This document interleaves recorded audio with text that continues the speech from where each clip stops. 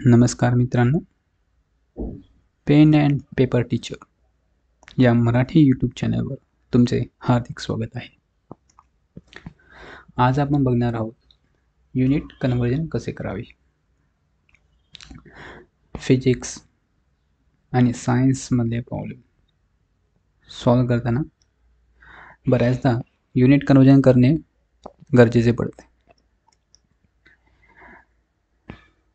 तर आज आपण सुरुवात करूया की युनिट कन्व्हर्जन करणे का महत्त्वाचे आहे यापासून. समजा तुमच्याकडे काही चॉकलेट आहेत आणि तुम्हाला चॉकलेट खाण्याचा रेट दिला असेल की 4 चॉकलेट्स पर आवर, म्हणजे 4 चॉकलेट प्रत्येक तासाला, आणि तुम्हाला हे विचारलं आहे की 2 दिवसात किती चॉकलेट खाल्ली जातील. तर आता ह्या प्रॉब्लेमला सोडवायचे कसे. तर तुम्हाला रेट दिला आहे 4 चॉकलेट पर आवर आणि विचारले 2 दिवसात किती चॉकलेट खाल्ली जातील. तर तुम्ही असे गुणाकार करता का, तर 4 गुणिले 2 म्हणजे 4 × 2 8 चॉकलेट्स. तर हे बरोबर आहे का. तर तुम्ही सगळेजण मानाल की हे चुकीचं आहे. म्हणजे का चुकीचं आहे, तर चॉकलेट खाण्याचा रेट जो दिलेला आहे तो आपल्याला प्रत्येक तासाने दिलेला आहे. 4 चॉकलेट पर तास, म्हणजे 4 चॉकलेट प्रत्येक तासाला, ठीक आहे, पर आवर्स. अँड जो दिवस दिलेले आहेत ते डेज या युनिटमध्ये दिलेत, म्हणजे इथे युनिट दोघांचे मॅच होत नाही. मग आपल्याला काय करावं लागेल, तर इधर आपल्याला चॉकलेट खाण्याचा रेट प्रत्येक दिवसाला करायला लागेल किंवा 2 दिवसामध्ये किती तास असतात हे करायला लागेल. ठीक आहे. तर मग सोपं आहे, 2 दिवसात किती तास आहेत हे काढ. तर एका दिवसात असतात 24 तास, तर 2 दिवसात झाले 48 तास. आता तुम्हाला तास भेटले आहेत टोटल किती आहेत, ठीक आहे, आणि प्रत्येक तासाला 4 चॉकलेट माहिती आहे तुम्हाला. तर 48 तासात किती, ते किती करणार, 4 × 48 192 चॉकलेट. आता तुम्ही ह्याच्यामध्ये लक्षात घ्या, हे चॉकलेट पर आवर आहे आणि इथं 48 आवर आहे. हे वर न्यूमरेटरला आहे, ठीक आहे, आणि हे डिनॉमिनेटरला 1 आवर, हे कॅन्सल होतात, ठीक आहे. मग राहत आहे फक्त चॉकलेट. 48 × 4 बरोबर 192 चॉकलेट, ठीक आहे. आता हे जेव्हा आपल्याला कळलं, तर ह्याच प्रकारे आपण फिजिक्स आणि सायन्समध्ये युनिट कन्व्हर्जन करत असतो. फक्त त्या ठिकाणी प्रॉब्लेम एवढाच येतो की आपल्याला बरेच युनिट माहीत नसतात, ठीक आहे. तर आता आपण बघूया की युनिट कन्व्हर्जन कसे करावे. तर सगळ्यात पहिला असते ते बेस युनिट. जसे हे ग्रॅम आहे आणि मीटर आहे, हे बेस युनिट आहे. त्यानंतर असते ते बाकीचे युनिट डिराइव्ह, त्यानंतरचे ते आहे डेका, हेक्टो, किलो आणि डेसी, सेमी, मिलीमीटर, मिली.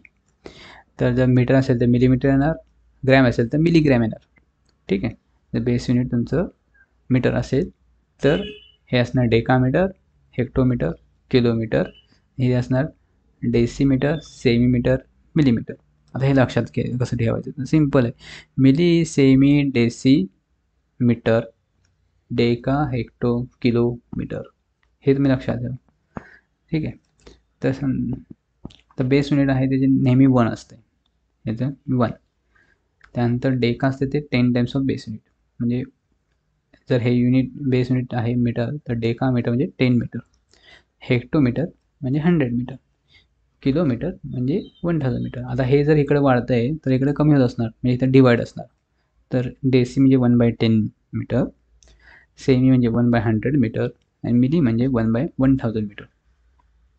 आता हेच मी इकडे लिहिलं आहे, 1 kilometre is equal to 1000 metre, बरोबर. 1 kilometre is equal to 1000 metre, and 1 hectometre is equal to 100 metre, 1 decametre is equal to 10 metre, ठीक आहे. तर आपण आता बघूया 1 मीटर म्हणजे किती किलोमीटर. आता हे कसं करणार तुम्ही, तर सिम्पल आहे. 1 मीटर म्हणजे किती किलोमीटर काढायचं तुम्हाला, तर आता 1000 किलोमीटर म्हणजे 1 मीटर, तर आपल्या असणार 1 मीटर म्हणजे 1/1000. आता हे कसं करायचं, 1 किलोमीटर जे 1000 मीटर, दोन्ही बाजू 1000ने डिवाइड करा, 1000ने डिवाइड करा दोन्ही बाजूला, 1000 कॅन्सल, राहिले 1. तर मीटर, याला 1 मीटर इज इक्वल 1/1000 किलोमीटर, बरोबर. आता लिटरचं मीटर क्यूबमध्ये कसं करायचं, तर हे मीटर क्यूब आहे हे व्हॉल्यूमचं युनिट आहे. सिमिलरली लिटर आहे हे सुद्धा व्हॉल्यूमचं आहे. ठीक आहे, आपण घरामध्ये दूध घेतो किंवा पाण्याची जी बॉटल घेतो ते लिटरमध्ये असते क्वांटिटी, कारण मीटर क्यूब ही खूप मोठी क्वांटिटी आहे लिटरच्या कम्पॅरिझनमध्ये. आता आपण ह्याचं कन्व्हर्जन कसं करावं हे तुम्हाला फिजिक्स अँड केमिस्ट्रीच्या प्रॉब्लेममध्ये बऱ्याच वेळेला करावं लागतं. आता एक लक्षात ठेवा की 1 लिटर इज 1 डेसिमीटर क्यूब. हा एक सिंपल महत्त्वाचा एक बेसिक फॅक्ट आहे, ते तुम्ही लक्षात ठेवा पाहिजे. 1 लिटर इज 1 डेसिमीटर क्यूब. आता या डेसिमीटर क्यूबला आपण कन्वर्ट करूया मीटरमध्ये. ठीक आहे, 1 litre is equal to 1 decimetre cube, म्हणजे 1 आहे तसंच. ठीक आहे, डेसिमीटर म्हणजे 1/10, डेसी म्हणजे 1/10 मीटर, त्याचा क्यूब आला. ठीक आहे, तर डेसिमीटर आपण कन्वर्ट केलेलं आहे. आता हे 1/10 त्याचं क्यूब झालं 1/1000 मीटरचं मीटर क्यूब. तर 1 लिटरचे 1/1000 मीटर क्यूब, म्हणजे थोडक्यात 1 metre cube is equal 1000 litres.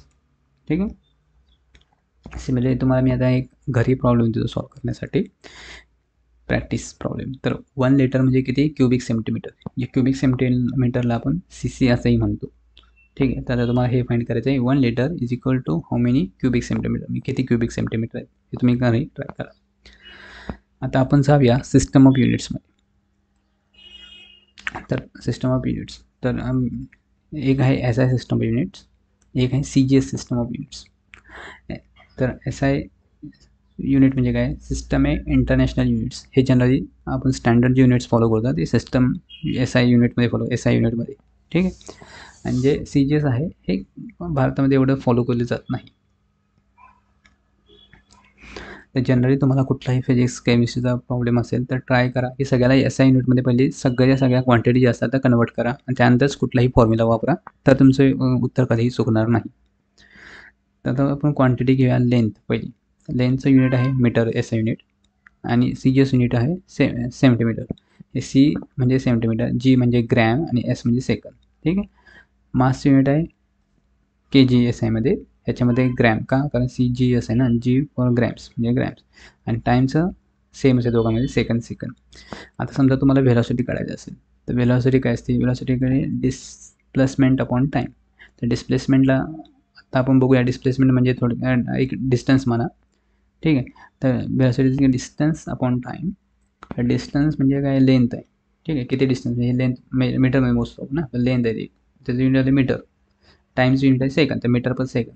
म्हणजे ते CGS मध्ये असेल तर येणार सेंटीमीटर पर सेकंद.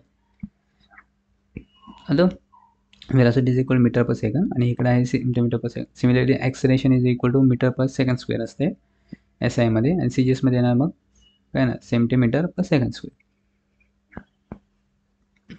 आता SI युनिट ऑफ फोर्स हे कसं काढणार, तर फोर्सचा फॉर्म्युला आहे मास इंटू ॲक्सेलरेशन. मास काय असते kg, ॲक्सेलरेशन काय असते मीटर पर सेकंड स्क्वेअर. हे SI युनिटमध्ये. ठीक आहे, मास असते kg मध्ये SI मध्ये, आणि ॲक्सेलरेशन असते मीटर पर सेकंड स्क्वेअर. तर फॉर्म्युला युनिट काय झालं, kg metre per second square. आता हे आपण CGS मध्ये बघूया. तर CGS मध्ये असणार kg जागी येणार ग्रॅम, मीटरच्या जागी सेंटीमीटर, सेकंडच्या टाईममध्ये सेकंद. ठीक आहे, आता ह्याचं दोघांचं आपण कन्व्हर्जन कसं होते ते बघू. तर gram centimetre per second square ह्याला आपण कन्वर्ट करूया kg मीटर पर सेकंड स्क्वेअरमध्ये यामध्ये. तर ग्रॅम म्हणजे 1/1000 kg. ग्रॅम म्हणजे 1/1000 म्हणजे 10⁻³ kg. सेंटीमीटर म्हणजे 10⁻² मीटर, आणि सेकंदचं सेकंद असतं सेकंड स्क्वेअर. ते काही चेंज होत नाही दोन्ही युनिटमध्ये, सेकंड सेमच राहते. ठीक, आता हे झालं kg metre per second square, हे आलं ना kg metre per second square, आणि हे 10⁻³ 10⁻² इंटू हे आलं 10⁻⁵. सो इट इज हे बघा, gram centimetre per second square is equal to 10⁻⁵ kg metre per second square. तर या जे युनिट आहे gram centimetre per second square, ह्याला म्हणतो आपण डाईन. ठीक आहे, आणि हे आहे ह्याला म्हणतो newton. So dyne is equal to 10⁻⁵ newton, और newton is equal to 10⁵ dyne, असंही आपण म्हणू शकतो. ठीक आहे, आता आपण बघूया वर्कसाठी युनिट. तर SI युनिट ऑफ वर्क काय, SI युनिट काढायचं असेल तर आपल्याला वर्कचा फॉर्म्युला काय, work is equal force into displacement. तर फोर्स युनिट काय माहिती SI मध्ये, तर हे kg metre per second square, त्यालाच आपण न्यूटन म्हणतो, म्हणजे न्यूटन मीटर. त्यालाच पण आपण newton is equal to kg metre per second square. ठीक आहे, आणि हे मीटर आहे तसं. सिमिलरली CGS काय असणार मग, तर kg जागी असणार ग्रॅम मीटरच्या जागी सेंटीमीटर, या मीटरच्या जागी centimetre divide by second square. ठीक आहे, आलं काय? ग्रॅम सेंटीमीटर, हां हे आलं. पण हे जे आहे हे युनिट असणार. ठीक आहे, पण आता हे काय के जी, आपण याचा युनिट आहे के G metre per second square आणि इंटू मीटर. आता हे जे युनिट आहे ह्याला आपण कन्वर्ट करू. हे काय आहे ना, के G metre per second square म्हणजे काय? के G metre per second square म्हणजे न्यूटन असते. Newton 10⁵ dine. ठीक आहे, तर हे के G metre per second square म्हणजे काय? 10⁵ इकडे गेलं, 10⁻5 इकडे गेलं, 10⁵ झालं. तर 10⁵ gram centimetre per second square, 10⁵ gram centimetre per second square. ठीक आहे, आणि हे मीटर जे आहे मीटर 10⁵2 सेंटीमीटर. हे झालं 10⁵ इंटू 10⁵2 बरोबर इज इक्वल 10⁵7 आलं. 10⁵7 gram centimetre per second square into second. आता हे जे आहे, ठीक आहे, हे युनिट हे त्याचं सी जी एस युनिट झालं. हे झालं हे जे युनिट आहे ह्याला आपण म्हणतो जूल. ठीक आहे, newton into metre, newton into metre K म्हणजेच K G metre per second square into metre. हे युनिट येत आहे बघा, हे येत आहे, ह्याला म्हणतो joule. 1 joule is equal to 10⁵7. हे युनिट आलं, ह्याला म्हणतात अर्ग असंही म्हणतात. ठीक आहे, तर 1 जूल इज इक्वल टू 10⁵7 अर्ग. ठीक आहे, तर अशा प्रकारे आपण युनिट कन्वर्जन करू शकतो. भविष्यात मी न्यूटन्स लॉज आणि त्यानंतरचे सॉल्व प्रॉब्लेम घ्यायचा प्रयत्न करेन आणि तेही समजून सांगण्याचा प्रयत्न करेन.